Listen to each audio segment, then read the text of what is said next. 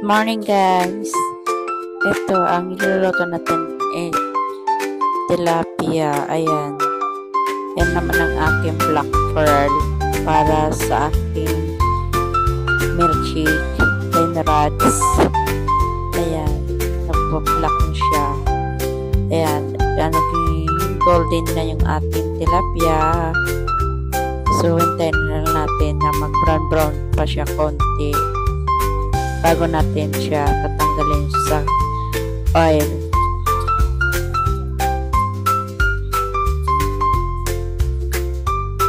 Ayan na, halu-haluin muna natin yung ating black pearl para magiging crystal siya.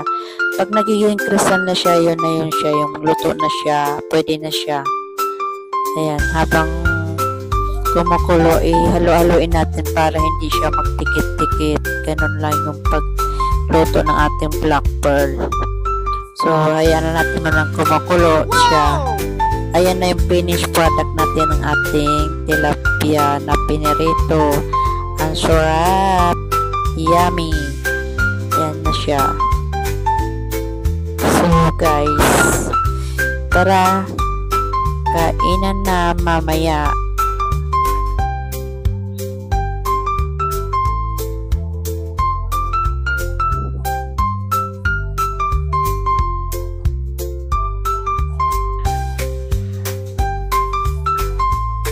Sarap ng hello, ayan ang aking bunso, nagkakaway-kaway na. Like and subscribe daw, pa-share naman daw ng aming vlogs para mapanood na rin ng iba. Yan, ganyan ang trabaho nila habang ako'y nagluluto. Sila naman busy sa paglalaro dito sa loob. Yan ay lang yung gaging trabaho nila. Ayan, gabay na daw. Yan naman yung isa, huli pero di kulong. Galit si madam. Ayan, tamang luluto ko, gumagawa sila ng kanilang mga assignment.